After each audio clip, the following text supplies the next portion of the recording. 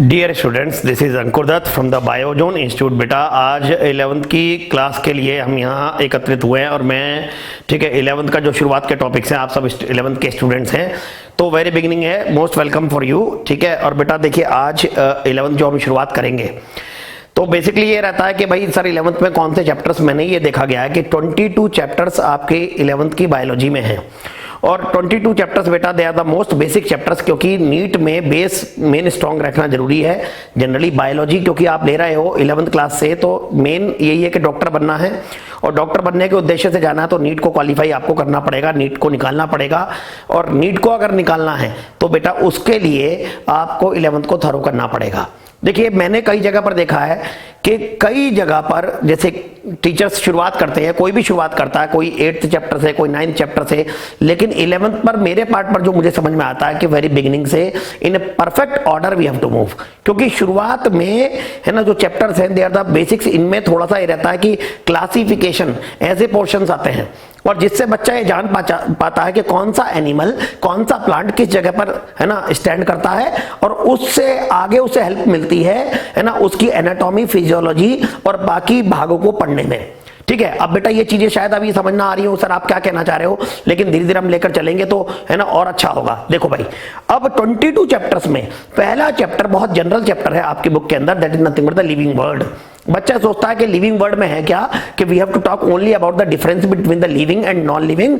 नहीं बेटा, इस चैप्टर में केवल यही नहीं है, इसी चैप्टर से बेस बनाते हुए आपकी शुरुआत होती है और नीट में इस पर पक्का हर साल 1 या 2 क्वेश्चन निकल कर आते हैं, तो हम इसी को वर्कआउट करने की कोशिश पहले करेंगे। आप आए हो, धीरे धीरे मेरी आदत पड़ जाएगी, एक दिन में ये सब चीजें नहीं होती। बच्चों को कई बार मैं कहता हूं कि नई जगह पर जब जाते हैं तो it takes some time to adapt themself, और मैं और आपके, मेरा और आपके बीच में जो भी कम्युनिकेशन है धीरे धीरे डेवलप होने की कोशिश करूंगी। ठीक भाई, अब देखो जो शुरुआत कर रहे हैं, let's begin with the chapter, first chapter of the class 11 and that is called the living word. ठीक है, अब देखो द लिविंग वर्ड, इसकी हम शुरुआत कर रहे हैं। ठीक है भाई, अब सुनो जरा, जब भी चैप्टर की बात करो द लिविंग वर्ड वगैरह तो एग्जाम में क्वेश्चन आता है भाई लिविंग क्या होते हैं। देखिए है ना, सुबह सुबह बेटा अक्सर मैं घूमने जाता हूं, पहले जाता था, अब तो लॉकडाउन है मूव नहीं कर पा रहे, और जब घूमने जाता था तो कई बार ऐसा होता था सुबह के समय पर, मेरी क्लासेस भी 7:30 के आसपास होती थी ड्रॉपर बैच में, तो जाते समय मुझे अच्छा फील होता था, ठंडी ठंडी हवा, एक ब्रीज, एक विंड वेलोसिटी, एक हवा आ रही है और मेरे दिमाग को है ना बहुत शांति सी मिलती थी और मैं कई बार बहुत अच्छा फील करता था। लेकिन ये हमेशा नहीं, कई बार गर्म हवा आती थी, लू वगैरह चल रही है तो बेटा मैं अनइवन हो जाता था, यानी कि मैं अच्छा फील नहीं करता। इसका मतलब ये हो गया कि नेचर में जो मैं बताना चाह रहा हूं कि लिविंग यानी कि मैं और नॉन लिविंग, इसका मतलब एयर, हम आपस में क्या करते हैं, इंटरेक्ट करते हैं। देखो भाई कई बार हवा ठंडी है, मुझे अच्छा लग रहा है, और हवा ठंडी नहीं है तो मैं उतना अच्छा फील नहीं कर रहा। इसका मतलब कहीं ना कहीं इन्वायरमेंटल फैक्टर्स मेरे ऊपर कोई ना कोई अपना एक इन्फ्लुएंस छोड़ रहे हैं। तो इसका मतलब क्या हो गया, नेचर में कितने कंपोनेंट हुए, 2। देखो सबसे पहले तो लिविंग वर्ड शुरुआत करते समय बुके कहते हैं नेचर हैज टू कंपोनेंट। ठीक है, 2 कंपोनेंट। अब सर कंपोनेंट कौन कौन थे, एक तो होता है लिविंग, ठीक है भाई। अब देखिए तो नेचर हैज 2 कंपोनेंट लिविंग, इसका मतलब हम सारे प्राणी जितने भी हैं हम सारे के सारे लिविंग हैं, तो हम एक कंपोनेंट हो गए नेचर की, लिविंग।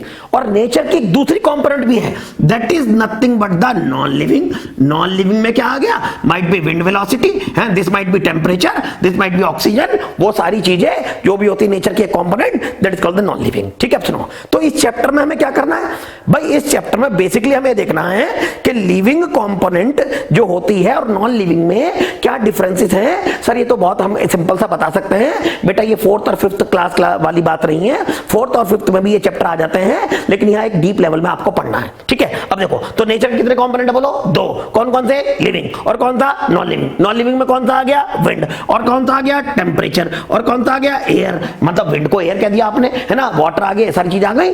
तो ये दोनों कंपोनेंट यानी कि हम और विंड, हम और टेम्परेचर, हम और सॉयल, यानी कि आपस में इन दोनों का इंटरेक्शन होता है। ठीक है, और इंटरेक्शन होने से एक सिस्टम तैयार होता है और दैट कैन बी पॉजिटिव और नेगेटिव।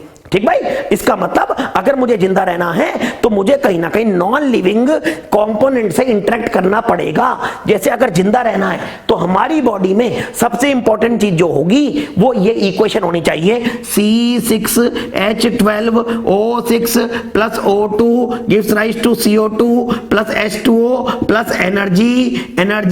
ये इक्वेशन हमारे को जिंदा रखती है। देखिए, अगर हमारी बॉडी में हमारे सेल्स, हम कहते हैं वी आर लिविंग, अरे हम लिविंग है बेटा, लेकिन हम किसके बने हैं? We are made up of cells. इसका मतलब हमारे सेल्स लिविंग है, और अगर सेल्स को लिविंग रखना है तो सेल्स को क्या मिलनी चाहिए? एनर्जी। क्या मिलनी चाहिए? एनर्जी। और सेल्स को एनर्जी कब मिलेगी? जब आपके शरीर के अंदर जो सेल्स हैं ग्लूकोज को खाएं। सर ग्लूकोज कहां से लेते हैं? रोटी का टुकड़ा है ना, इधर उधर जूस वगैरह पीना है ना, उन सब में ग्लूकोज होता है। और जब उसको फीड आउट करें तो वो जाकर किससे टकराया? Oxygen. What is oxygen? Air. अरे नॉन पॉल्यूटेड इन्वायरमेंट, ठीक है। तो जब आपकी बॉडी का ग्लूकोज इस ऑक्सीजन से टकराए तो तब आपकी सेल ने क्या बनाया? एनर्जी। और क्योंकि आपके सेल ने एनर्जी बनाई तो ऑटोमेटिक क्या होगा? सेल को एनर्जी मिलेगी, तो सेल जिंदा रहेंगे, cell will be the living. और जिस दिन ये इक्वेशन खत्म हो गई तो उस दिन आपकी बॉडी में एनर्जी खत्म हो जाएगी, और अगर एनर्जी खत्म हो गई तो ultimately this can lead to your death. तो इसका मतलब ये हो गया, अगर हमें अपने आप को जिंदा रखना है तो I should interact with the non living. Sir कैसे? अरे oxygen. What is oxygen? Wind. What is oxygen? है ना, it is non living component. तो नेचर के कितने कंपोनेंट जल्दी बताओ? सबसे पहले 2 बताओ, कौन कौन थे? एक लिविंग और एक कौन था? Non living. और इसका मतलब ये दोनों कंपोनेंट आपस में क्या करते हैं? इंटरैक्शन। और इससे क्या बनता है? एक सिस्टम। कौन सा सिस्टम? Physical system. इस सिस्टम को क्या कहते हैं? इकोसिस्टम। एंड दिस इकोसिस्टम, ठीक है, इसकी वजह से है ना प्राणी कहीं ना कहीं है ना सर्वाइव कर पाते हैं। इसका मतलब बिना नॉन लिविंग के इंटरेक्शन के लिविंग भी जिंदा नहीं रह सकता। तो देखो, नेचर कंटेन 2 कंपोनेंट, पहले नोट डाउन करो बेटा, सब बच्चे साथ के साथ लेकर चलेंगे। Nature contain how many component? 2 component. One is called living, other is called non living, है ना। These both component interact with each other, ठीक है। These both component interact with each other. अरे ये दोनों की दोनों कंपोनेंट आपस में एक दूसरे के साथ इंटरेक्शन करती है टू फॉर्म ए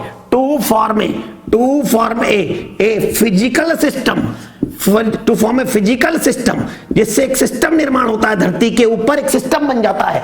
अगर ये सिस्टम बनेगा तभी चीजें फ्लरिश कर पाएंगी, हैं, और अगर नहीं बनेगा तो चीजें फ्लरिश नहीं होंगी। And this physical system is called ecosystem. अब हम यहां पर इकोसिस्टम नहीं पढ़ा रहे, ये तो आप 12th क्लास में पढ़ोगे, लेकिन फिलहाल दिमाग में बात क्या आ रहा है कि we have to first discuss about कि which is the best characteristic of the living organism. बात आई समझ में? क्लियर हो गया? तो व्हाट इज लिविंग वर्ड में क्या शुरुआत करेंगे? लिविंग और नॉन लिविंग के इंटरैक्शन को हमें देखना है, ठीक है। अब मैंने किसी बच्चे से पूछा, बेटा आप बताइए, जो भी बच्चे आप पढ़ रहे हो, कि लिविंग में क्या होता है? 4th क्लास में भी ये चैप्टर आता है। तो आपने कहा लिविंग कैन ग्रो। चलो भाई देखते हैं। तो सबसे पहले लिविंग के जैसे ही कैरेक्टरिस्टिक आप देखने लगते हो, है ना। What are the basic characteristic of living organism, या what are the characteristic of living organism that come into your mind as soon as you just think out of it, कि भाई ऐसे सोचे लिविंग। अब देखो, ये टेबल है, ये मार्कर है, ये तो ग्रो नहीं करता, लेकिन लिविंग हम हाइट में बढ़ गए। चलो भाई, लिविंग का एक कैरेक्टर आपने कह दिया ग्रोथ, बात मान ली, ठीक है, ओके। अब उसके बाद चलो ग्रोथ करते हैं, लिविंग बच्चों को जन्म देते हैं। Sir living can reproduce. अभी मैंने आपको एक एग्जांपल दिया, मैं जा रहा था, है, रास्ते में ठंडी हवा चली, मुझे अच्छा लगा, इसका मतलब I response to external stimuli, I response to environment, ठीक है, रेस्पॉन्स टू इन्वायरमेंट, ठीक है। आप कह सकते हो आप इन्वायरमेंट वगैरह को, एक्सटर्नल फैक्टर्स को रेस्पॉन्ड करते हो, है ना। आपको कोई टच करे, एकदम से पता चलेगा। मैं इस मार्कर को टच करूंगा, मार्कर को पता नहीं चलेगा, है ना। टच करते ही आपको पता चला, कॉन्शियस हो आप, कॉन्शियसनेस, ठीक है। अब देखिए, तो growth, reproduction, response to environment, ठीक है। 4th पॉइंट आ गया कॉन्शियसनेस, है ना, ये सारी चीजें। तो सबसे पहले अगर लिविंग के गुण देखे जाएं तो आपके दिमाग में जो आते हैं कि लिविंग ऑर्गेनिज्म ग्रोथ करते हैं, लिविंग ऑर्गेनिज्म रिप्रोड्यूस करते हैं, they respond to external stimuli, they respond to light, they show the consciousness, उनको टच का पता चलता है, और फिर एंड में लिखते हैं कि लिविंग ऑर्गेनिज्म एनर्जी बनाते हैं।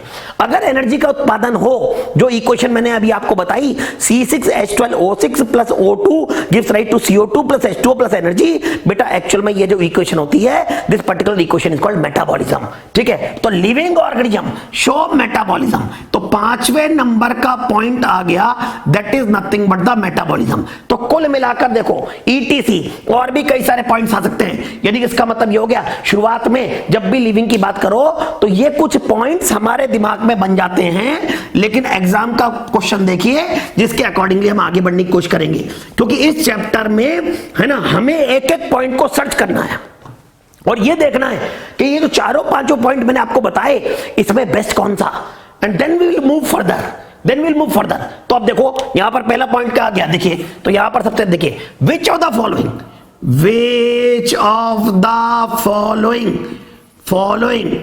Is most fundamental property of living organism. देखिए भाई ऐसे क्वेश्चन बनते हैं, which of the following is the fundamental property of living organism. Fundamental property कौन सी, which of the following is the property of living organism without any exception, which is the most complicated feature of life form. अरे अटपटे से question आ रहे हैं, चीजों को समझना पड़ेगा। इतनी बात क्लियर हो गई कि लिविंग नॉन लिविंग से टकराकर एक सिस्टम तैयार करेगा, तो हमें लिविंग के गुण देखने हैं और इन जितने भी गुण आए लिविंग के अंदर, इसमें से बेस्ट कौन सा, इसको हमें वर्कआउट करने की कोशिश करनी है। देखिए अब पहला क्वेश्चन में क्या, नीट के हिसाब से देखिए, विच इज द है ना, विच of the following is the most fundamental property of the living organism. पहले नंबर पर लिख दिया ग्रोथ, ठीक है, दूसरे नंबर पर भी लिख दिया मेटाबॉलिज्म, ठीक है, तीसरे नंबर पर बेटा यहां दे दिया कॉन्शियसनेस, कॉन्शियस रहते हैं। चौथे नंबर पर दे दिया रिप्रोडक्शन करना, ये सबसे बेसिक फंडामेंटल प्रॉपर्टी है। ठीक भाई, अब देखो जरा एक एक वर्कआउट करेंगे। तो सबसे पहले मैं यहां पर शुरुआत कर रहा हूं, I have to talk about the growth, तो वहीं से बेटा कैरी आउट करता हूं। सुनो देखो, अब सबसे पहले दिमाग में बात आई तो क्या करें, तो हमें आगे बढ़ना है टुवर्ड्स द ग्रोथ। बेटा समझ पा रहे हो ना, कोई दिक्कत तो नहीं आ रही। क्या पढ़ा रहे इस समय, बायोलॉजी। टोटल कितने चैप्टर है, 22। पहला चैप्टर कौन था, लिविंग वर्ड में क्या पढ़ना है, लिविंग के है ना आप कंपोनेंट के उसके कैरेक्टर्स पढ़ने हैं, है ना। नेचर में कितनी कंपोनेंट है, 2। बताओ कौन कौन सी कंपोनेंट है, लिविंग और कौन सी नॉन लिविंग। ये आपस में क्या करते हैं, इंटरैक्ट। दो नॉन लिविंग कंपोनेंट के नाम बताओ, टेम्परेचर और बताइए, है ना, विंड और बताइए सॉइल। ये सब क्या है, नॉन लिविंग। ये किसके ऊपर असर दिखाते हैं, लिविंग। और इससे क्या बनता है, सिस्टम। उस फिजिकल सिस्टम को क्या कहते हैं, इकोसिस्टम।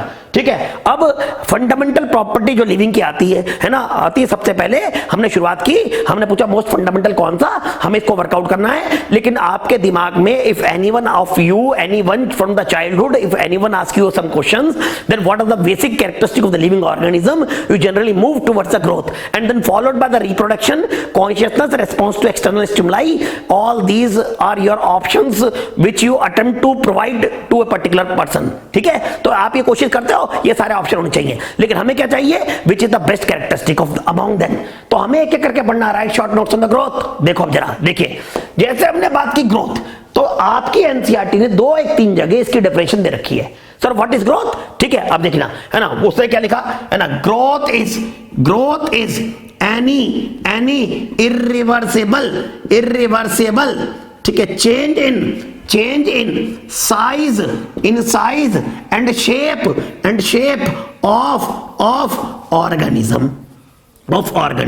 अब देखो, it is any irreversible change in the size and shape of organism. Irreversible का मतलब क्या होता है, अरे भाई मेरा पेट है, इस समय लॉकडाउन हो रहा है, खूब खाता पीता हूं और सो जाता हूं, मेरा पेट बढ़ने लगा है, लेकिन अभी आपकी ऑफलाइन क्लासेस शुरू हो जाएंगी तो बेटा ये पेट घट भी जाएगा, तो इसको ग्रोथ नहीं कहोगे कि अंकुर सर का पेट बढ़ गया है तो ये ग्रोथ हो गया। ये तो रिवर्स हो गया, बाद में घट भी सकता है जब मेहनत ज्यादा करूं। एनी इरिवर्सिबल चेंज, मेरी हाइट बढ़ गई, मेरी हाइट नहीं घटेगी, दिस इज अ ग्रोथ। मेरी हाइट बढ़ गई, हाइट नहीं घटेगी, this is a growth. Any irreversible change, है ना, in the size and shape of an organism is called growth. पहला ये आता है। और बुके कहती है it is the most fundamental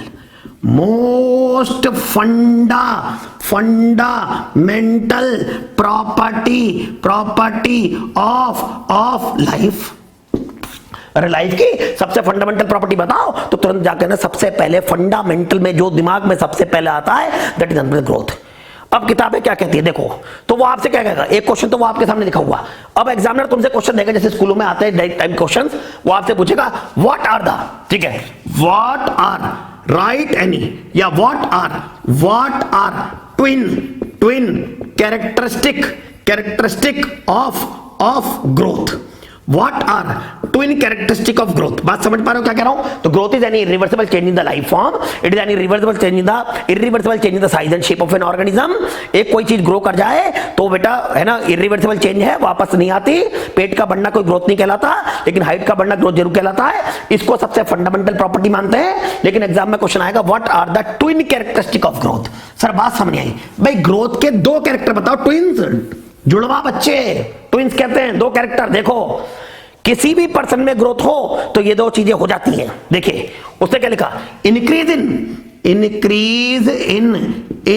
number, है ना, of individual, increase in number of individual and increase in मास,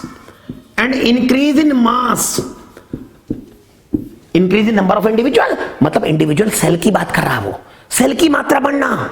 हम मल्टी सेल्यूलर हैं, बहुत सारे सेल्स बॉडी में हैं। अगर हमारे शरीर में सेल्स बढ़ जाएं, सेल्स की संख्या बढ़ जाए तो that can be sign of growth, उसने कहा। और जब सेल बढ़ेंगे इंक्रीज इन इंडिविजुअल, और जब सेल बढ़ेंगे तो ऑटोमेटिक मास बढ़ेगा। तो उसने क्या लिखा, increase in number of individual या increase in mass are twin characteristic of growth. ये नीट में क्वेश्चन कहीं ना कहीं बन जाता है कि बताओ ट्विन कैरेक्टरिस्टिक ऑफ ग्रोथ, तो increase in number of cells, number of individuals and increase in mass are the twin characteristic of growth.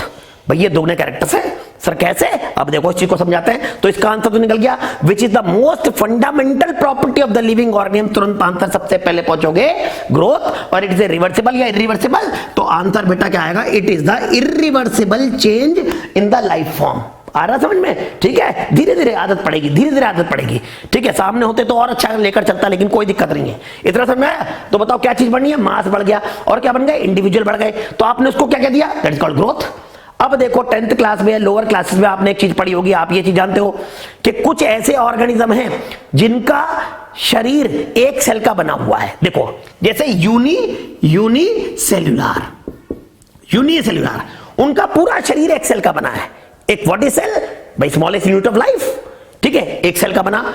Unicellular 11th में इसलिए बता रहे हैं। अब यूनिसेलर के एग्जांपल दो, आपने लोअर में पढ़ा है। यूनिसेलर में जैसे आ जाता है अमीबा, यूनिसेलर में आ जाता है बैक्टीरिया,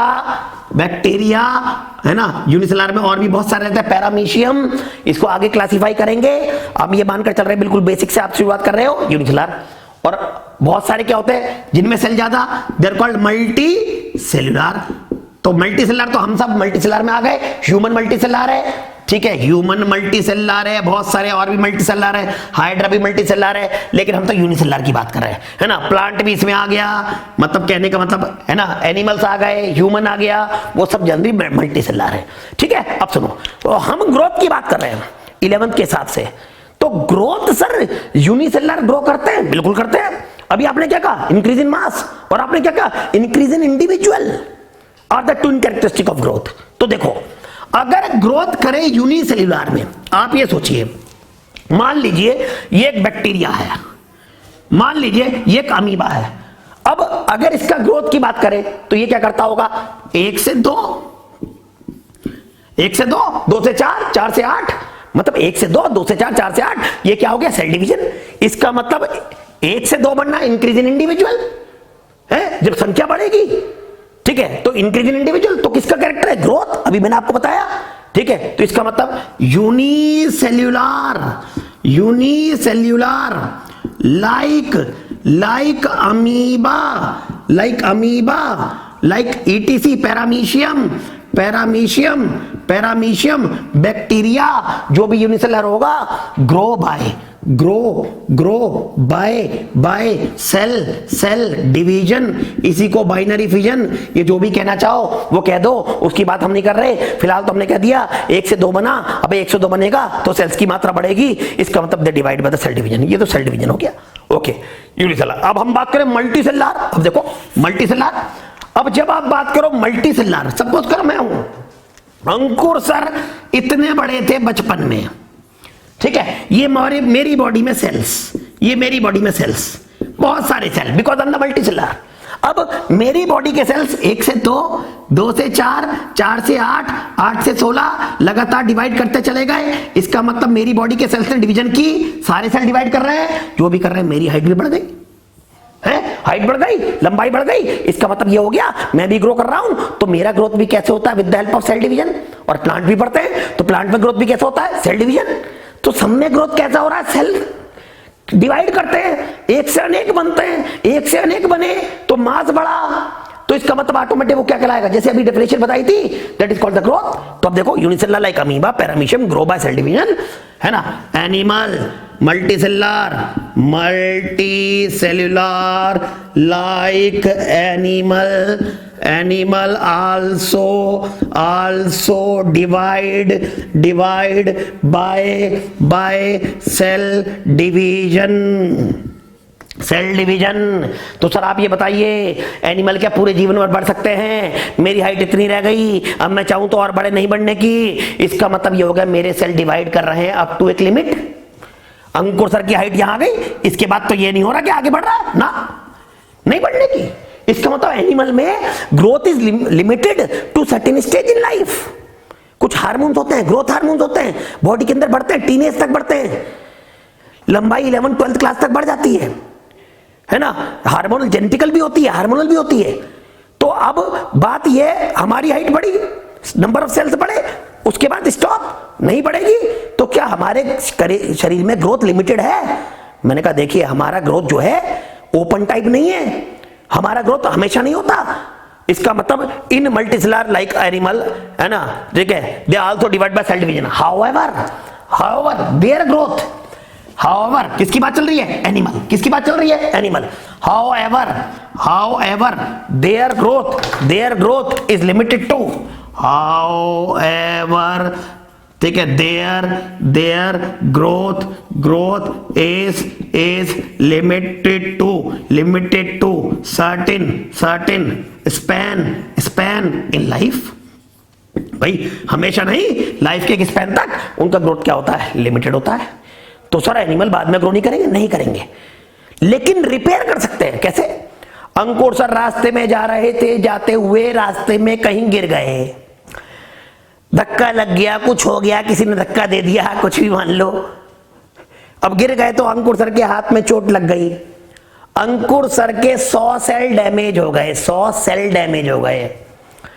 अब 100 सेल डैमेज हो गए तो क्या होगा? 100 सेल दोबारा आएंगे, खाल दोबारा आएगी, चमड़ी दोबारा आएगी, और 100 सेल दोबारा वापस आएंगे। तो इसका मतलब ये जो सेल्स है, यहां पर कुछ सेल्स जिनके पास पावर है डिवाइड करने की, वो डिवाइड करके 1 से 2, 2 से 4 ऐसे बनाएंगे, और मेरे 100 के 100 सेल्स वापस आ जाएंगे। इसका मतलब उनके पास एक पावर आ जाएगी। सर वो कौन सी पावर आएगी? That is nothing but the repairing हो गई। इसका मतलब एनिमल में ग्रोथ एक एज तक लिमिटेड है बाय द सेल डिवीजन, लेकिन एक समय के बाद, है ना, वो जो ग्रोथ होता है वो लंबाई वगैरह में बढ़ना नहीं होता। However after some time some lost part, यानी कि लॉस्ट सारे पार्ट नहीं, some repairing can be done, ठीक है। However after some time, however their growth is limited to certain span life in life, ठीक है। Later on cell repairing take place. इसका मतलब, ठीक है, ग्रोथ के अंदर केवल आप क्या कर सकते हो? सेल को रिपेयर कर सकते हो। तो later on cell repairing take place, ये एक पर्टिकुलर पॉइंट निकल के आया बेटा समझ में है? क्या कह रहे हैं? What is growth? बोलो। Growth is the fundamental characteristic of living organism. बताओ कौन ग्रो करता है, लिविंग नॉन लिविंग? इस समय क्या बता रहे हैं, लिविंग ग्रोस, ठीक है, ओके, है ना। ये कैसी चेंज है, रिवर्सिबल इरिवर्सिबल? इरिवर्सिबल, ठीक है। इसके ट्विन कैरेक्टरिस्टिक बताओ, increase in mass, increase in individual. Unicellular के एग्जांपल दीजिए, अमीबा, और एग्जांपल दीजिए बैक्टीरिया। ये कैसे ग्रो करते हैं, 1 से 2, 2 से 4, by process called cell division. जबकि मल्टीसेलुलर कैसे ग्रो करते हैं, multicellular also divide by cell division, but in case of animal the growth is limited to certain stage in life and however later on growth take place in order just to repair out the body parts. आया समझ में, clear? अब देखो किताब, तो sir plant के बारे में बताइए। देखिए किताबें क्या कहती है, इन प्लांट्स, यानी कि plants also divide, same plants also grow by division in cell, division in cell, ठीक है। और प्लांट में जनरली क्या होता है, किताबें कहती है प्लांट के कुछ भाग तो हमेशा बढ़ते रहते हैं।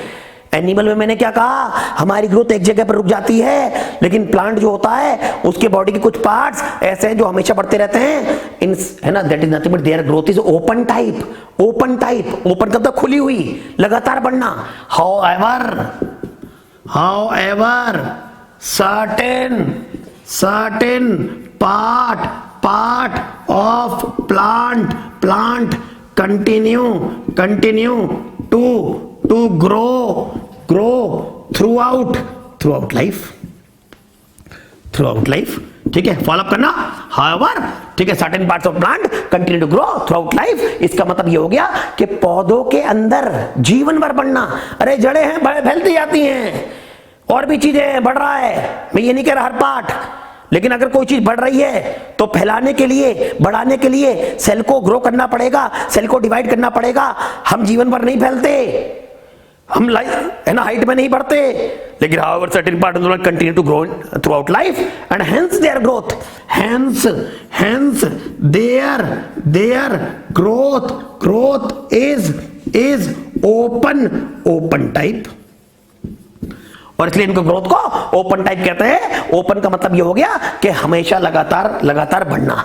आया बेटा समझ में? तो बताओ भाई, कुल मिलाकर एक बात निकली कि अगर ग्रोथ कराना है तो सेल डिवीजन कराना पड़ेगा, ग्रोथ कराना है तो सेल को डिवाइड करना पड़ेगा, चाहे यूनिसेलुलर हो, चाहे मल्टीसेलुलर हो, चाहे वो प्लांट हो, चाहे वो एनिमल हो, everyone begins to divide by particular parts का सेल डिवीजन। और अगर सेल डिवीजन होगा तो ऑटोमेटिक ग्रोथ होगी, जबकि एनिमल में ये लिमिटेड होता है ना। और प्लांट के केस में सर्टेन पार्ट्स ऑफ प्लांट में ये जो होता है ओपन टाइप का होता है, दे कंटिन्यू टू ग्रो। और फंडामेंटल प्रॉपर्टी ग्रोथ की जो हमने पढ़ाई, दैट इज लिविंग की जो पढ़ाई, that is nothing but the growth. अब हम क्या करें, सुनो तो दिमाग की बात चलिए। तो sir growth is the best characteristic, मैंने अभी आपसे क्या कहा था, विच इज द बेस्ट कैरेक्टरिस्टिक भी पूछेगा। तो सर ग्रोथ को बेस्ट बना दे, ग्रोथ को बेस्ट बना दे। जैसे मैं एक क्वेश्चन देता हूं, देखिए इसे आप कर रहे हैं, ठीक है। Which is the best characteristic, which is the ठीक है best characteristic of life form, living organism without any exception। Which is the best characteristic of living organism without any exception? ये बताइए, बिना किसी एक्सेप्शन के। ऑप्शन देखना, A growth, option B reproduction. बेटे उतार रहे हो ना साथ के साथ, कोई दिक्कत तो नहीं है? ज्यादा हो इसको दोबारा लेक्चर को रिपीट करके देख सकते हो, कोई उसमें समस्या नहीं है। धीरे धीरे बेटा क्लियर करेंगे, एक आदत सी बनेगी। अभी मैं 12th वाले बैच में भी ये चीज बता रहा था और आपको भी इस समय बता रहा हूं। देखो किसी नई जगह पर हम जाएं तो जाते ही एकदम से बेटा आदत नहीं बनती है। अंकुर सर एक रिसर्च के काम के लिए मैं कई रिसर्च ऑर्गेनाइजेशन से जुड़ा रहा हूं एक समय पर, अपने टाइम पर वी वर एसोसिएटेड। उसके बाद इस फील्ड में आए और काफी लंबा समय इसमें भी गुजार दिया। 2004-5 से मेरठ में ही फिर अपनी संस्था खोलकर आगे बढ़े। लेकिन जब भी बच्चों को देखते हैं, शुरुआत में बच्चा आता है, धीरे धीरे चीजें आगे बढ़ती हैं। अब आप ये सोचो कि अंकुर सर है ना कई रिसर्च के वर्क से बाहर गए और मुझे इंपॉर्टेंट है, मुझे वहां जाना है है ना। माइंड में मैं ऐसी जगह पर गया जहाँ अफ्रीका टाइप का जंगल है, मैं वहां गया रिसर्च पर्पस, मुझे डिग्री मिलेगी भाई। मैं वहां पहुंचा और मुझे देखकर सब हंसने लगे। मैंने कहा क्यों हंस रहे हैं? बोले देखो देखो वो कितना गोरा है। मैं गोरा नहीं हूं बेटे, लेकिन उनसे गोरा हूं, मतलब जो वहां अफ्रीका में। अब मेरे को फील हुआ क्यों वो सारे एक जैसे हैं, मैं अलग हूं, तो मैं अलग अलग रहा उन्हें, तो हंस रहे हैं। तुरंत देख के कहेंगे देखो देखो इसके बाल कैसे, उनके ऐसे ऐसे कर्लिंग टाइप वाले होते हैं। मुझे अच्छा नहीं लगेगा। अब अगर मुझे अच्छा नहीं लगा तो मैं क्या करूंगा? मैं अगर वहां से, ठीक है, अगर उनकी बातों में आ गया तो मैं छोड़ के भागूंगा। भैया मेरे बस की नहीं है, अब नहीं होगा, ठीक। और फिर फायदा क्या? जिस डिग्री के लिए मैं गया था वो मुझे नहीं मिल पाई। आप यही चीज यहां सोचो, ठीक है। अब या तो आज मैं अफ्रीकन लग रहा हूं आपको, अब मैं तो आपको देख ही नहीं पा रहा, ठीक है, तो भाई ठीक है, आइदर यू एंड मी। तो बेटा पढ़ना है तो समय तो बिताना पड़ेगा, है। अब देखो, अब वही अगर मैं वहां 2-4 दिन अफ्रीका में रुक जाऊं तो मेरे 1-2 फ्रेंड बनेंगे, 1-2 फ्रेंड बनेंगे, तो वो क्या होगा? ऑटोमेटिक, है ना, फ्रेंड बनने से एक सर्किल बन जाएगा, एवरीथिंग विल बी नॉर्मलाइज्ड। इस चीज को कहते हैं एडेप्टेशन। धीरे धीरे मेरी टर्मिनोलॉजी, मेरी लैंग्वेज, मेरी स्पेलिंग, उन सब की आदत पड़ेगी, दैट विल बी अडेप्टेड। लेकिन तब तक बने रहिए। और बेटा कोई भी चीज हो व्हाट्सएप पर मुझे मैसेज कीजिए, एक व्हाट्सएप ग्रुप बना लेंगे 11th के बैच का, और उसके बाद जो भी डाउट हो वहां मैं डिस्कस करता रहूंगा, और यहां पर डीपीपी वगैरह ये सारी चीजें अपलोड करूंगा। Any time you can ask the doubt on any chapter. ये तो हम पढ़ा रहे हैं, लेकिन बेसिक से चलोगे तो ज्यादा बेहतर रहेगा, ठीक है। अब वापस आ रहा हूं, 2 मिनट मैंने आपके लिए, लेकिन अब कम बैक, ठीक है। अब देखो क्या लिखा है, which is the best characteristic of life form living organism without any exception? Growth, reproduction, C metabolism, और D option consciousness, which is the best characteristic of life form without any exception, है ना। Growth, reproduction, metabolism और consciousness. देखो भाई अब हमें करना क्या है, देखिए फॉलो अप करना। देखिए तो अब मैंने क्या कहा, ग्रोथ सब में हो रहा है by a process called cell division, और growth is the best fundamental character. नहीं बेस्ट नहीं, इट इज अ फंडामेंटल। मुझे चाहिए बेस्ट। सर ग्रोथ को बेस्ट कहते हैं? नहीं कहता मैं। क्यों? नॉन लिविंग के नाम तो ग्रो है, ऐसा कहते हैं। यस, देखो किताबें क्या कहती हैं, non living can also grow. Sir non living कहां ग्रो करता है? पापा के साथ छोटे छोटे थे तो साउथ में हमारी स्टडीज भी रही, तो जब जाते थे तो चंबल संभाग आता था, भिंड, मुरैना, ग्वालियर, उस संभाग में जब जाते थे तो वहां मिट्टियों के बड़े बड़े रेत से बने हुए होते थे, ऐसे रेत के टीले से, मिट्टियों के, छोटे छोटे से थे। पापा कहते थे भाई यहाँ ऐसा ऐसा देखो ये इस तरीके से है। देख 2-4 साल बाद बड़े हुए तो वो ऐसा लगा मिट्टी बढ़ रही है। मैंने कहा ये बढ़ कैसे गई, ये इसमें ग्रोथ कैसे हो गया? जबलपुर में एक जगह भेड़ाघाट, और वहां पर संगमरमर की चट्टानें हैं, उसका ठेका चूकता है, चट्टानें कटती हैं तो खत्म क्यों नहीं हो रही, और फिर वो चट्टानें बनी हुई हैं, उसका कुछ पार्ट हटा देते हैं और फिर वो ग्रो कर जाता है। हाँ, इसका मतलब तो ग्रोथ तो चट्टानों में भी हो रहा है। वो मैंने कहा छोटे छोटे मिट्टी के टीले बने हुए हैं, वो भी ग्रो कर गए क्योंकि काफी बड़े हो गए। पहले वो इतने थे, हैं, और फिर अब बाद में जब जाकर देखा 2-4 साल बाद इतने हो गए, तो ये भी तो ग्रोथ है। तो सर ग्रोथ तो नॉन लिविंग कर रहा है, yes, but there is a difference. सुनो, मान लो ये सॉइल बाउल्डर्स हैं, ये सॉइल मिट्टी की चट्टानें हैं, मान लो संगमरमर की चट्टान, होगा क्या? अब इसमें ग्रोथ कैसे होगा, बड़ी कैसे हो गई? आकर इसके ऊपर बाहर से मटेरियल इकट्ठा होता चला जाएगा, धूल मिट्टी उड़ी, नो मैंस लैंड, रेगिस्तान वगैरह का इलाका या कोई ऐसी जगह जहां कोई रहता नहीं, धूल मिट्टी उड़ रही है, नेचर में उड़ती है, उड़ने के बाद आकर इसके ऊपर इकट्ठी होने लगी, और मिट्टी आई फिर इकट्ठी हो गई, और मिट्टी आई फिर इकट्ठी हो गई, और मिट्टी आई इकट्ठी। इसका मतलब ये हो गया कि मटेरियल बाहर से इकट्ठा हो गया है। इसी प्रकार से एक चट्टान है, डीकैल्सिफिकेशन प्रोसेस हुआ नर्मदा नदी के, सॉरी, है ना, नर्मदा नदी के तट पर, टी कैल्सिफिकेशन अभी साइड रखिए, नर्मदा नदी के तट पर वहां पानी में कुछ कैल्शियम है, आया पानी आया, चट्टानों से टकराया, वहीं जाकर इकट्ठा हो गया है, बाद में वो कुछ ना कुछ नई चीजों में कन्वर्ट हो गया। वो प्रोसेस हम यहां डिस्कस नहीं कर रहे, and that turns into marble की चट्टानें। तो इसका मतलब ये भी तो ग्रोथ है, yes, non living can also grow, non-living can also grow, but the growth in non living is from outside not from inside, क्योंकि it is due to the deposition of material from the external surface. अरे बाहर से आकर material deposit हो रहा है, externally deposit हो रहा है, इसका मतलब बाहर से होगा, अंदर से नहीं होगा। तो हमने कह दिया non living can also grow, ठीक है, लाइक ठीक है, generally mountains, soil, boulders, ETC also increases in size. Arrow ऊपर लगाया, इंक्रीज इन साइज, ठीक है। They also grow but there growth is from outside, there growth is from outside, ठीक है। जबकि लिविंग में कहां होता है, and whereas living organism grow from inside, जबकि लिविंग ऑर्गेनिज्म क्या करते हैं, लिविंग ऑर्गेनिज्म ग्रो करते हैं, लेकिन लिविंग ऑर्गेनिज्म का ग्रोथ कहां से होगा, living organism grow from inside. इसका मतलब ग्रोथ तो लिविंग में भी होता ही है, नॉन लिविंग में भी होता है। तो अगर ग्रोथ को डिफाइन करो तो या तो स्पेसिफिकली आप ये बताओ कि non living grow from outside and living grow from inside, नहीं तो बेटा ग्रोथ तो जनरली नॉन लिविंग में भी हो सकता है। दस ठीक है, दस ग्रोथ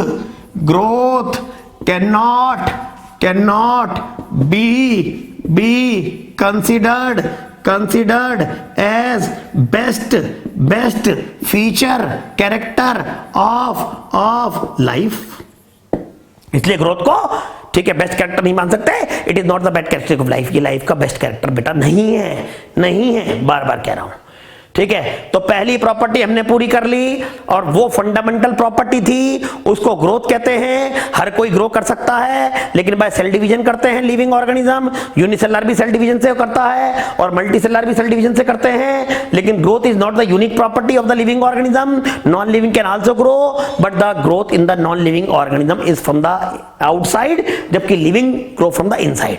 अब हम क्या करें, देखिए, तो अब हमारे पास पहली प्रॉपर्टी बेटा हमारी खत्म हुई, ठीक है, लेकिन हमारा ये आंसर नहीं आया विच इज द बेस्ट कैरेक्टरिस्टिक। एक बात क्लियर हो गई कि ग्रोथ बेस्ट कैरेक्टरिस्टिक नहीं है, ठीक है। अब दूसरे पॉइंट पर पहुंचे, देखिए जरा। अब दूसरा कैरेक्टरिस्टिक लिविंग ऑर्गेनिज्म का देखा जाए, that is nothing but the reproduction. Second characteristic of life organism. Sir what is reproduction, ठीक है, देखो जरा बेटा। तो आप सब जानते हैं रिप्रोड्यूस, बच्चों को जन्म देना, यस। तो क्या पढ़ रहे हैं, बायोलॉजी। तो reproduction is a biological process in which individual divide and give rise to young one similar to itself। Sir बात समझ नहीं आई। अरे रिप्रोडक्शन एक बायोलॉजिकल प्रोसेस है, बायोलॉजी पढ़ रहे हैं, in which the individual divide and give rise to young one, जिसमें बच्चों को जन्म दिया जाता है, और सिमिलर टू इटसेल्फ, यानी कि in which individual divide and give rise to young one similar to itself, मतलब अपने जैसी स्पीशीज के मेंबर्स को जन्म देना। सिमिलर टू इटसेल्फ का मतलब कार्बन कॉपी जरूरी नहीं है, मेरे और मेरे बेटे की शक्ल बिल्कुल मिलती नहीं है, लेकिन मैं भी इंसान हूं और वो भी इंसान है। इसका मतलब ये हो गया कि एक ही स्पीशीज के मेंबर शक्ल एग्जैक्ट कार्बन कॉपी ना भी हो, ठीक है। देखेंगे, उसको वर्कआउट करें। अब देखते हैं कि रिप्रोडक्शन तो बेस्ट ही है सर, टेबल थोड़ी रिप्रोड्यूस करेगी, मार्कर थोड़ी रिप्रोड्यूस करेगा। अरे अगर रिप्रोड्यूस करते होते तो भाई देखो, कोचिंग की शुरुआत जब 2004-5 में की थी मेरठ में, तो मैं तो 2-4 बेंचें लाता, और मेरे ख्याल से अभी तक वो रिप्रोड्यूस होकर कम से कम साल में अगर 2 बार भी रिप्रोड्यूस करती तो मेरे तो कमरा भरा होता बेंचेस से। इसका मतलब रिप्रोडक्शन नॉन लिविंग तो नहीं कर सकता। बिल्कुल सही बात है, इसमें कोई गलत नहीं। लेकिन सर रिप्रोडक्शन के बारे में पहले और थोड़ा सा बताइए। देखो बेटा, आप सबको मालूम है क्वेश्चन क्या बनेगा अभी सर, उस क्वेश्चन का आंसर वैसे मेटाबॉलिज्म है, बेस्ट कैरेक्टर, लेकिन उसको मैं दोबारा लिखकर करूंगा, आई वांट अ स्पेस, ठीक है। देखो अब व्हाट इज रिप्रोडक्शन, ये हो गया है ना। What is reproduction and what are its type. Reproduction क्या होता है और इसके प्रकार क्या होते हैं, इसको डिस्कस करो। ठीक है, अब रिप्रोडक्शन तो हमें क्लियर हो गया। अब टाइप पे चले। लोअर क्लासेस से पढ़ा है कि रिप्रोडक्शन के दो प्रकार के बेटा, एक तो हो गया एसेक्सुअल और दूसरा कौन सा हो गया बोलो, sexual. Asexual sexual reproduction hydra वगैरह लोअर क्लास में पढ़ा है। ठीक है, डायरेक्टली एक ही पेरेंट। तो बेटा देखो दोनों को किसके आधार पर डिवाइड किया, on the basis of parents. Sexual reproduction में जाओगे तो एक तो होता मेल पेरेंट, एक होता फीमेल पेरेंट। तो कितने पेरेंट्स हुए बताइए यहां पर, बाई पेरेंटल दो पेरेंट, जबकि एसेक्सुअल में जाओगे तो मेल फीमेल शब्द का प्रयोग नहीं किया जाता, एक ही पेरेंट होता है। इसका मतलब कंडीशन कौन सी आ गई, यूनिपेरेंटल। भाई एसेक्सुअल में तो एक ही पेरेंट है, मेल फीमेल होता नहीं है। आप देखो थोड़ा सा वर्कआउट करें, फिर चलेंगे सेक्सुअल और 3-4 इनके डिफरेंसेस देखेंगे और फिर ये देखेंगे कि रिप्रोडक्शन को आइडियल कैरेक्टरिस्टिक क्यों नहीं मानते। सबसे बेस्ट मेटाबॉलिज्म को कहते हैं, ग्रोथ भी बेस्ट नहीं था। ठीक है, अब सुनो। तो जब आपने बात की एसेक्सुअल रिप्रोडक्शन की तो सबसे पहले क्या आएगा, देखो बेटा एसेक्सुअल रिप्रोडक्शन में एक पेरेंट है।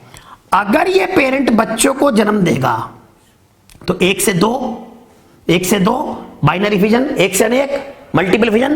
तो इसका मतलब ये एकदम से ये टूटेगा ऐसे और मान लो उससे 2 को जन्म दे दिया। ये पूरा प्रोसेस तो बाद में सेल डिवीजन में आएगा, 1 से 2। और बच्चा ऐसे टूटा, आधा हुआ, उतना ही ग्रो कर गया। ओके, 1 से 2। अब एक ही पेरेंट है तो बच्चा क्या बनेगा, बिल्कुल कार्बन कॉपी, क्योंकि इसमें तो 2 पेरेंट है नहीं। अगर 2 पेरेंट्स होते तो बच्चे में मेल पेरेंट्स बनाता एक गैमिट स्पर्म, फीमेल पेरेंट बनाता एग, इसका मतलब गैमिट बनाता। और बच्चे में जब दोनों जुड़ जाता तो प्रोसेस होता फर्टिलाइजेशन।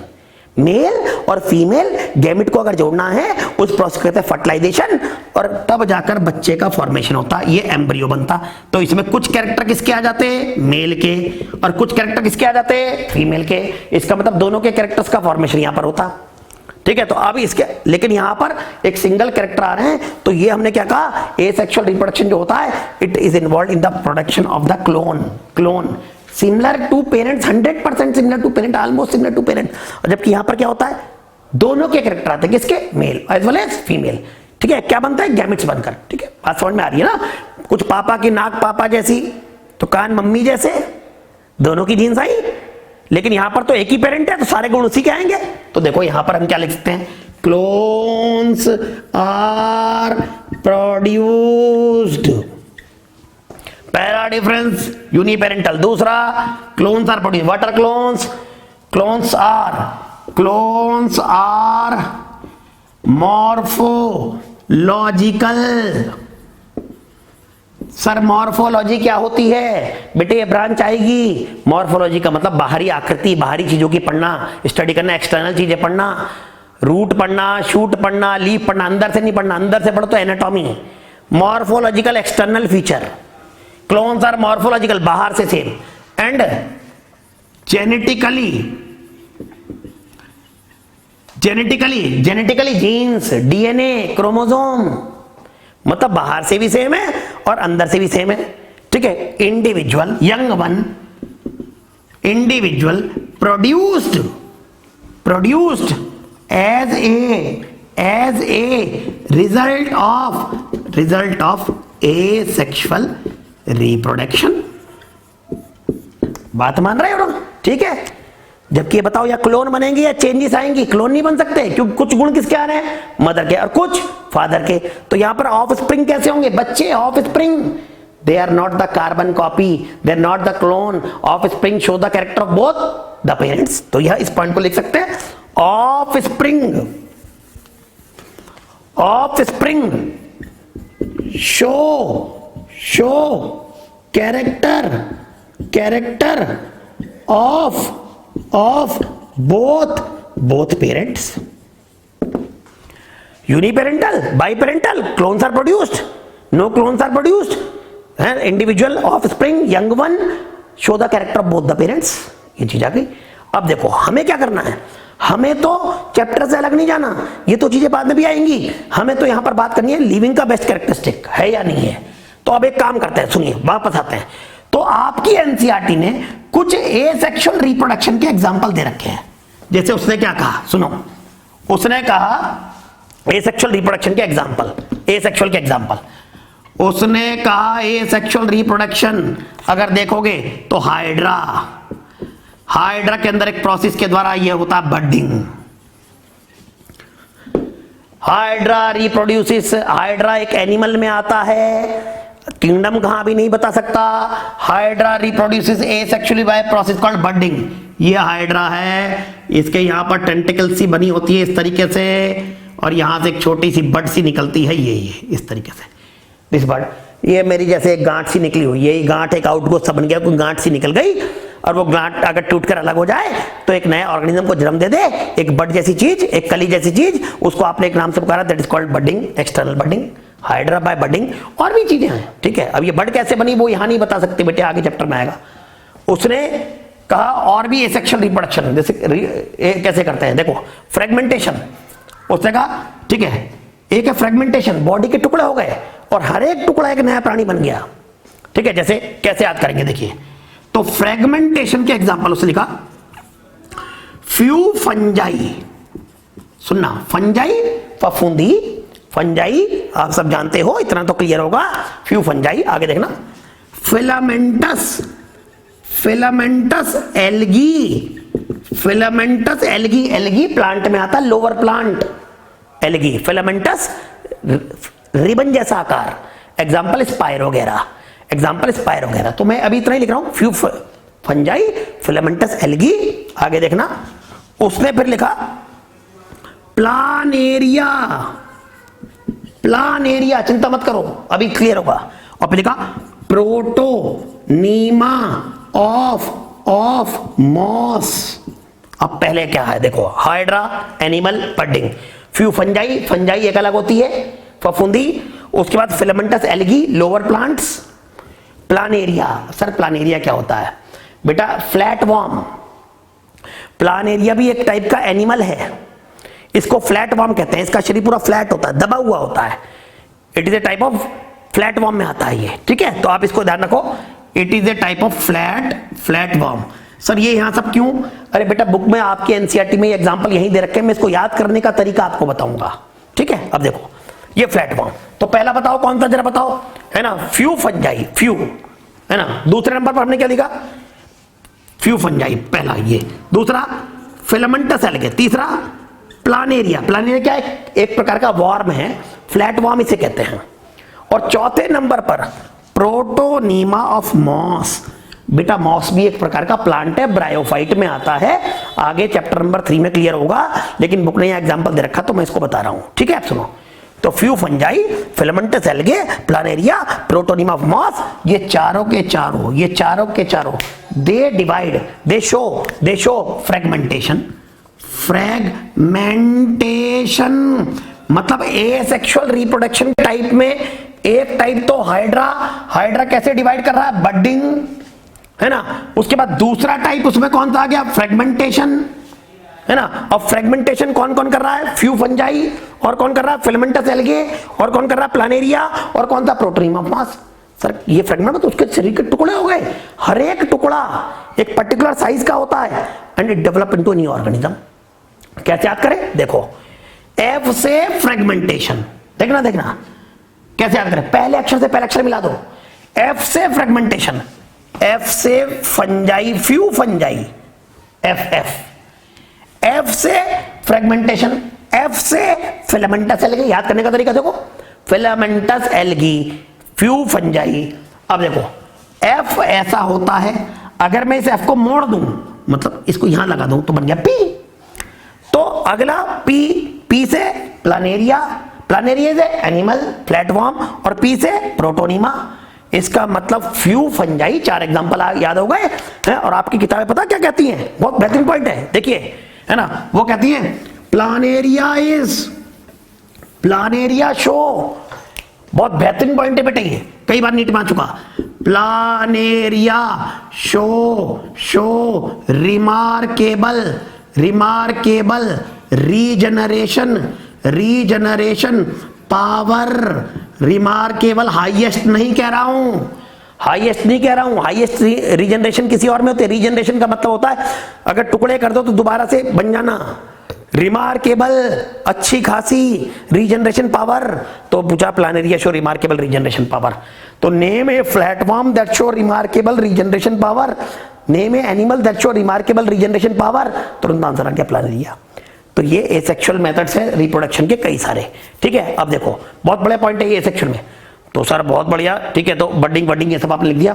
अब क्वेश्चन सुनो, ठीक है, इन विच, समझ पा रहे हो ना, क्लियर हो रहा है? बताओ what is reproduction? Biological process in which individual divide and give rise to young one of the same species similar to itself. It is how many types? 2 types. अब हम ये जांच रहे हैं कि whether it is the best characteristic of living organism और not. कितने type के हैं ये? 2। बताओ रिप्रोडक्शन कितने टाइप है? 2। किसके आधार पर? On the basis of parent. अगर एक पेरेंट है तो एसेक्सुअल, 2 पेरेंट है तो सेक्सुअल। अगर सेक्सुअल रिप्रोडक्शन है तो ना द ऑफस्प्रिंग बच्चा show characteristic of both parents. लेकिन एक सिंगल पेरेंटल है तो एक ही पेरेंट के कैरेक्टर आएंगे, उसको क्लोन कह दिया। Clone are morphological and genetical similar individual produced as the result of asexual reproduction. इसका मतलब माता पिता जैसा शब्द का प्रयोग तो यहां करेंगे नहीं, मतलब carbon copy to the parents, उसको क्लोन कह दिया। मॉर्फोलॉजिकल, एक्सटर्नली, जेनेटिकल, इंटरनल कहने का मतलब यहां गया कि जीन्स के टर्म में बात कर रहे हैं। अब हमने कहा कि कुछ और जीव भी हैं वो भी रिप्रोड्यूस आउट करते हैं, और रिप्रोडक्शन के लिए हमने बताया बडिंग के द्वारा, ये इस तरीके से एसेक्सुअल मेथड ऑफ रिप्रोडक्शन आ गया। अब सुनना जरा, है ना, क्वेश्चन सुनना बेटा, बहुत बड़ा पार्ट है। और विच of the following show remarkable regeneration power, तो तुरंत आंसर आ गया प्लानेरिया। देखो आप क्वेश्चन देखना, वो जो आपसे पूछ सकता है एग्जामिनर, क्वेश्चन में आपके जो देगा वो क्या देगा, पॉइंट समझने की कोशिश करना। ठीक है ना? In which of the following, in which of the following growth and reproduction are inclusive events. In which of the following growth and reproduction are inclusive events, इसका मतलब इनमें से किसमें ग्रोथ और रिप्रोडक्शन इंक्लूसिव एक ही है, मतलब ग्रोथ को ही रिप्रोडक्शन कहते हैं। ठीक है, ऑप्शन देखो, ए आपने कह दिया अमीबा, ऑप्शन बी आपने कह दिया प्लानेरिया, ऑप्शन सी आपने कह दिया हाइड्रा, और ऑप्शन डी आपने कह दिया human. In which of the following growth and reproduction are the inclusive events, ये चीज आप बताइए। In which of the following growth and reproduction, बेटा समझ पा रहे हो हैं बात? तो अभी हम क्या पढ़ रहे हैं? रिप्रोडक्शन। लेकिन हमें क्या जान रहे हैं कि रिप्रोडक्शन भी बेस्ट नहीं है। नॉन लिविंग और लिविंग को डिफरेंशिएट करने के लिए ये भी बेस्ट नहीं है, इससे भी बेस्ट है कि मेटाबॉलिज्म। लेकिन रिप्रोडक्शन नॉन लिविंग तो करता ही नहीं सर, तो इसको बेस्ट क्यों नहीं मान रहे? इसको समझाने के लिए हमने पूरी कहानी बनाई और हम रिप्रोडक्शन को एक्सप्लेन करने की कोशिश कर रहे हैं। और ये करते करते कई सारे एग्जाम्पल हमने एसेक्सुअल में दे डाले, और सेक्सुअल रिप्रोडक्शन का तो केस हम जानते हैं, अपने केस से जोड़ सकते हैं। लेकिन उससे पहले हमने यहाँ एक पॉइंट दे दिया, in which of the following growth and reproduction are inclusive events, एक ही इवेंट्स। सुन लो बेटा, इधर देखो, सुनिए। आप बात करो यूनिसेलुलर, चलो अभी मैंने यूनिसेलुलर के एग्जाम्पल आपको बताए थे, बताओ जरा यूनिसेलुलर के एग्जाम्पल कौन कौन से हैं, है ना? यूनिसेलुलर का एक एग्जाम्पल तो है, यूनिसेलुलर का एक एग्जाम्पल तो है अमीबा, एक हमने कह दिया बैक्टीरिया। ठीक है, अब देखो सुनना जरा, ये यूनिसेलुलर है। अब इनके शरीर को हमने डिवाइड किया 1 से 2। बताओ मैंने क्या कहा था? Increase in number of cell is the characteristic of increase in number, increase in mass is the characteristic of growth. 1 से 2 होना इनका क्या है? ग्रोथ। लेकिन अगर इनको 1 से 2 कर दें तो इनका शरीर क्योंकि एक सेल का है, तो 1 से 2 होना इनका रिप्रोडक्शन भी तो हो गया। हमारी बॉडी तो मल्टी सेलुलर है, मेरा शरीर तो ये है। अब मेरे शरीर में अगर एक सेल बढ़ गया, मान लीजिए ये वाला सेल बढ़ गया, इसने डिवाइड किया और ये सेल बढ़कर ये हो गया, इसको 2 थोड़ी कह दूंगा, रिप्रोडक्शन थोड़ी कह दूंगा, ग्रोथ कह सकता हूं, रिप्रोडक्शन नहीं कह सकता। रिप्रोडक्शन तो जब होगा जब मेरा जैसा कोई बने। ठीक है, मैं भी मल्टी सेलुलर हूं, मेरे में 1 से 2 हो जाना, दैट इज ग्रोथ, एक सेल का। लेकिन इनकी बॉडी में 1 से 2 सेल में हो जाना, क्योंकि इनका शरीर यूनिसेलुलर है, तो एक तो increase in number of cell हो रहा है, दैट इज कॉल्ड ग्रोथ, और एक से दो हो जाना क्योंकि यूनिसेलुलर है तो that is also called reproduction. इसका मतलब जो यूनिसेलुलर हैं उनमें एक से दो होना इंक्रीज इन नंबर भी है विच इज ए ग्रोथ, और एक से दो होना दैट इज आल्सो रिप्रोडक्शन। क्योंकि हम मल्टीसेलुलर हैं तो हमारे केस में अगर एक सेल से दो सेल हो जाए तो that is not reproduction, that is the growth. इसका मतलब ये हो गया हमारे केस में ग्रोथ और रिप्रोडक्शन अलग अलग चीजें हैं, जबकि यूनिसेलुलर में growth and reproduction are the same thing, synonymous, inclusive, एक ही चीज, इंक्लूसिव, इंक्लूड, इसके साथ ये इंक्लूड, एक ही चीज। तो इसलिए कई बार साइंटिस्ट कंफ्यूज रहते हैं कि हम क्या लिखें। कई बार वो लिख देते हैं बैक्टीरियल ग्रोथ, तो उसी को कह सकते हैं बैक्टीरियल रिप्रोडक्शन। बात समझना। तो अब देखो हम क्या लिखते हैं, इन यूनिसेल्युलर, ठीक है, लाइक अमीबा एक example, growth and reproduction are synonymous, same, synonymous, antonyms, synonym, एक जैसी, synonymous with each other। इसका मतलब क्या हो गया, inclusive event, एक ही मतलब निकल रहा है। And we are not clearly know, we do not clearly know whether we have to use the term growth or we have to use the term reproduction, ठीक है, it comes out the same meaning, ठीक है। But in, जबकि हम बात करें अपना case की बात करें, but in multicellular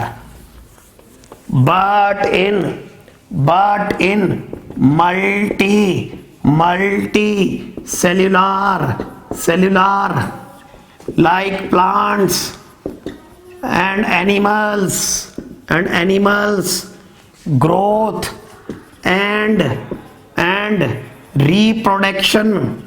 reproduction are ठीक है, ये कैसी इवेंट्स है मल्टीसेलुलर में, एक जैसी नहीं होती, और एक्सक्लूसिव, इंक्लूड एक साथ, exclusive out, exclude out, exclusive event, मतलब एक जैसी नहीं है, दोनों की दोनों अलग हैं। अब जैसे क्वेश्चन आया, in which of the following growth and reproduction inclusive are the same thing unicellular. अब इसमें प्लानेरिया तो फ्लैट बॉम्ब है, मल्टीसेलुलर है, ये हाइड्रा मल्टीसेलुलर है, ह्यूमन बॉडी तो एक ही रह गया, कौन था, अमीबा। तो बताओ जरा, बताओ what is clone. Clone are morphological मतलब external feature, and genetical similar individual produced by sexual asexual reproduction. बताइए, name a worm flat worm with remarkable regeneration power, planaria. Hydra कैसे करता है, बडिंग। फ्रेगमेंटेशन कौन करता है, फ्यू फंजाई, ठीक है। फंजाई और तरीके से भी डिवाइड कर सकते हैं, fungi also produce spore, SPOR spore, वो बुक में मेंशन है, मैं मटेरियल प्रोवाइड आउट करूंगा, और भी तरीके आते हैं। लेकिन यूनिसेलुलर में जिसको हम ग्रोथ कहते हैं वही रिप्रोडक्शन है, ठीक है, जबकि मल्टीसेलुलर में दोनों चीजें अलग होती हैं। तो sir reproduction is the best character, मैंने कहा नहीं सर, क्यों सर, रिप्रोडक्शन केवल वही तो कर सकते हैं जो लिविंग होते हैं। मैंने कहा नहीं, देखो इवन दो इतना होने के बाद भी reproduction is not considered as the best characteristic of life form. क्यों, देखो किताबें क्या कहती हैं, सुनिए, देखिए किताबें कहती है, अगर आप वर्कआउट करो, एक है म्यूल। सर म्यूल क्या होता है, खच्चर। ये आर्टिफिशियली क्रॉस करके हॉर्स और डोंकी के मिक्सचर से बनता है। पता है म्यूल क्या होता है, म्यूल बच्चों को जन्म नहीं दे सकता, खच्चर बच्चों को जन्म नहीं दे सकता। Mule is always sterile. एक वर्ड आता है बेटा फर्टाइल, 11th के बच्चों इसलिए बता रहा हूं, फर्टाइल, फर्टिलिटी पावर, रिप्रोडक्शन जो कर सकता हो, कैन रिप्रोड्यूस, उसको कहते हैं फर्टाइल। एक होता है स्टेराइल, जो बच्चों को जन्म ना दे पाए, कैन नॉट रिप्रोड्यूस। अब सुनो, म्यूल खच्चर स्टेराइल है, बच्चों को जन्म नहीं दे सकता, ये नेचर में ऐसा ही है। इसी प्रकार से मधुमक्खी का छत्ता, मधुमक्खी के छत्ते में आपने सुना होगा एक रानी मक्खी होती है क्वीन, और एक मेंबर होता है ड्रोन मेल, लेकिन एक मेंबर होता है वर्कर। वर्कर हनी बी, रानी मक्खी के अलावा वर्कर हनी बी। ये जो वर्कर हनी बी है ना बेटा, ये फीमेल होती है, ये फीमेल। और ये वर्कर हनी बी, क्वीन अंडे देती है, क्वीन भी फीमेल है, लेकिन वर्कर सारे काम करती है छत्ते के हैं। ये भी बच्चे नहीं दे सकती, ये भी स्टेराइल। ठीक। और अब तीसरा एग्जांपल देखो, है ना, एंड ह्यूमन, ठीक है, कपल, या sterile couple which can not give birth. भाई आसपास समाज में हमने कई सारे ऐसे लोग भी देखे हैं, इंसान देखे हैं, मेल फीमेल देखे हैं, ह्यूमन देखे हैं, कि जिनके बच्चे नहीं हैं, बच्चों को जन्म नहीं दे पा रहे, कुछ जो भी XYZ, क्या कारण है नहीं मालूम, कई कारण है। अब बच्चों को जन्म दे रहे तो दे आर इनफर्टाइल, स्टेराइल, विकिरण। अब बताओ, अभी आपने क्या कहा था, रिप्रोडक्शन लिविंग ऑर्गेनिज्म का बढ़िया गुण है, non living can not reproduce. बात मान रहे हो? ठीक है। अगर रिप्रोडक्शन है तो लिविंग का ऑर्गेनिज्म का बेहतरीन गुण है, ठीक है। अब ये बताओ, म्यूल है तो लिविंग, हाँ बिल्कुल खच्चर लिविंग है, लेकिन क्या रिप्रोड्यूस कर रहा है? नहीं। तो अगर रिप्रोडक्शन को लिविंग ऑर्गेनिज्म का बेस्ट गुण माने, it is the best property of living, तो म्यूल तो रिप्रोड्यूस नहीं कर रहा, तो mule should be non living. Worker honey bee can not reproduce, it should be non living. Human sterile couple, ये भी रिप्रोड्यूस नहीं कर रहे, और अगर रिप्रोडक्शन को तुम बेस्ट लिविंग का कैरेक्टर मान रहे हो, तो ह्यूमन स्टेराइल कपल जो रिप्रोड्यूस नहीं कर रहे, तो उसका मतलब उनमें रिप्रोडक्शन का गुण नहीं है, तो उसका मतलब they are not living. What should we call, है ना, mule, worker, sterile, human sterile couple which can not give rise to, all these can not give rise to birth, can not give birth, but are surely all these are living but cannot reproduce. All these are living but cannot reproduce, hence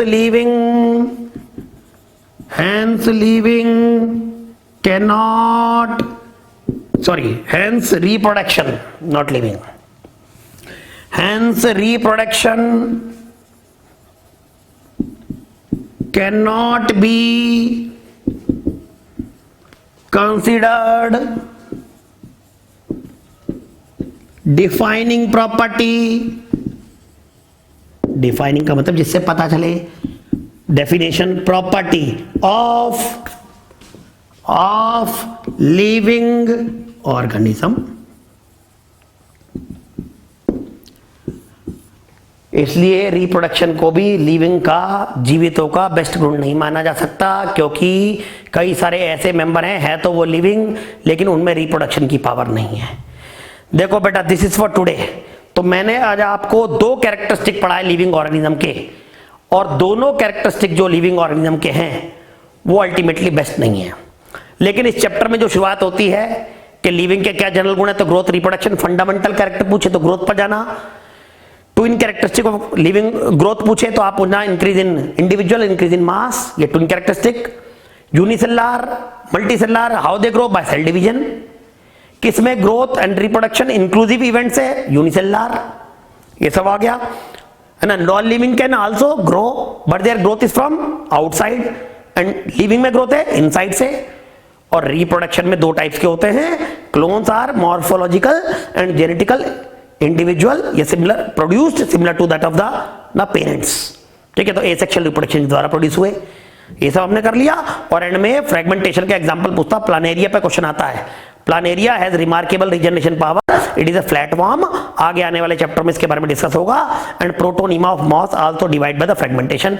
याद करने का तरीका बताया, पहले अक्षर से पहले अक्षर मिला दो, एफ से फ्यू फंजाई, एफ से, ठीक है, आपने क्या दिया, फिलामेंटस एल्गी, एफ से मोड़ दिया तो पी बन गया प्रोटोनीमा ऑफ मॉस, और पी से प्लानेरिया भी बन गया, ठीक है। और ये सारी चीजें फ्रेगमेंटेशन करते हैं, आगे पहुंचे। और रिप्रोडक्शन को भी बेस्ट नहीं मानते, क्योंकि many living organism can not reproduce, इसलिए बेटा इसको बेस्ट नहीं माना जा सकता। तो बेटा देखिए आज ये शुरुआत हमने की है, आप इसकी नोट बनाइए। धीरे धीरे मैं 1 या 2 दिन के बाद DPP daily practice paper upload करूंगा। अभी इनिशियली क्लासेस अल्टरनेट डेज पर लेंगे, उसके बाद इस पर समय सीमा जो भी बढ़ानी है वो हम करेंगे क्योंकि इनिशियलाइजेशन है।